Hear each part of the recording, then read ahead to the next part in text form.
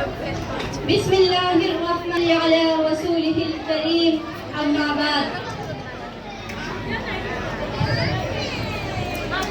السلام علیکم ورحمۃ اللہ وبرکاتہ۔ میری تقریر کا عنوان یوم جمہوریت ہے جو میں آپ لوگوں کے سامنے پیش کرنے جا رہی ہوں۔ میری محترم بہنوں، معزز سامعین اور میرے استاد اساتذہ کرام اور حضرات علماء ربانی، آج 26 جنوری کا دن ہے۔ ہم آزادی کی حسین خوشی منانے کے لیے یہاں یکجا ہوئے ہیں۔ سارے ہندوستانیوں کو خوشی مبارک ہو اور ہمارے اس ملک کا جھنڈا ہمیشہ اسی شان و شوکت کے ساتھ لہراتا رہے۔ لیکن آج یہ خوشی ہم مسلمانوں کے لیے ایک لمحے فکر یہ بھی ہے کہ ہمارا ملک 77 سال پہلے آزاد ہوا۔ 100 سال کی طویل جدوجہد اور بے مثال قربانیوں کے بعد آزادی حاصل ہوئی۔ یہ قربانی کس کی تھی؟ آزادی کے چنگاری کو شعلہ کس نے بنایا؟ برادران وطن کب سے ہمارے ساتھ ہوئے؟ ملک کس کے ہاتھوں سے چھینا گیا؟ ان تمام سوالات کا جواب آپ تاریخ کے اوراق سے پوچھئے، وہ اوراق آپ کو جواب دیں گے۔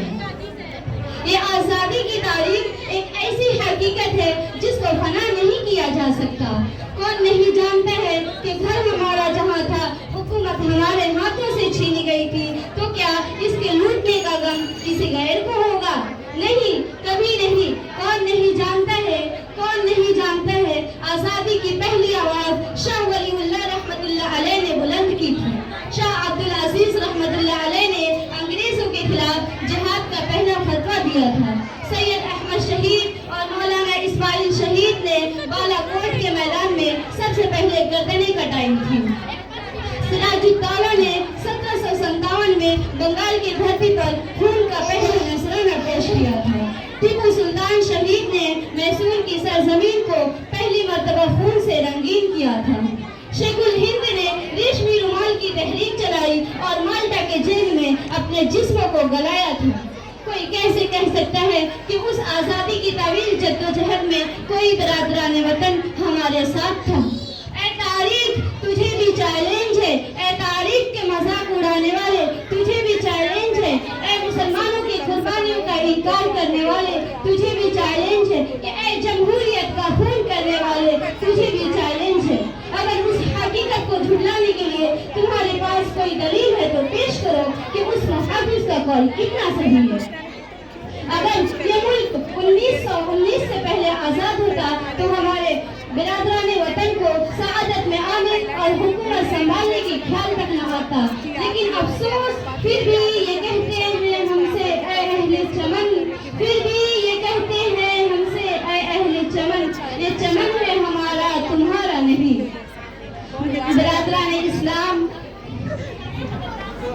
اور اگر آپ قریبی کے تاریخ کو جھانک کر دیکھیں تو ہمارے مسلم لیڈر ہی تحریک آزادی کے سرخیز اور کاروان بنیاد کے سپہ سالار نظر آتے ہیں۔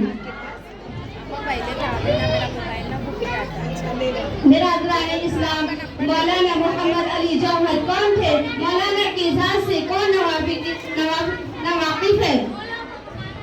شیخ الاسلام اور علماء کرام اور مسلم سلما ہیں جنہوں نے اس جنگ کی قیادت کی اور لکھنؤ میں ہماری نوابی کا خاتمہ ہوا۔ برادران اسلام، ذرا اتنے قربانیوں کے بعد دیکھیے کہ آزادی نے ہم کو کیا دیا۔ خون، آگ، آنسو۔ آج 77 سال میں مسلمانوں کے جتنے گھر ویران ہوئے، جتنی گردنیں کٹائی گئی اور جتنے عورتیں بیوہ ہوئے اور جتنے بچے یتیم ہوئے اور جتنے عبادت گاہ پر حملے ہوئے اور اس کے تقدس کو پامال کیا گیا۔ غلامی کے 250 سال دور کو بھی اس پر شرم آتی ہے۔ برادران وطن، آج ہم صرف دیکھنے میں آزاد ہیں ورنہ ہمارے حقوق پہلے سے زیادہ پامال ہیں۔ آپ اپنی تاریخ اور اپنی قربانیوں کی مدد پڑھیے کہ ہم مردہ نہیں ہوئے ہیں، ہمارے جسموں میں ابھی بھی مجاہدین آزادی کا خون باقی ہے۔ 800 سال کا محنت اور ہزاروں جانوں کی قربانی کی قیمت ہے اور پوری طاقت سے للکار سنائیے کہ باطن سے دبنے والے یہ آسمان نہیں ہے ہم، باطن سے دبنا ہے تو امتحان ہمارا، آسان نہیں ہے مٹانا نام و نشاں ہمارا، نام و نشاں ہمارا، نام و نشاں ہمارا۔ وما توفیق كتاب الله. جزاكم الله خيرا جزاء. السلام عليكم ورحمة الله وبركاته.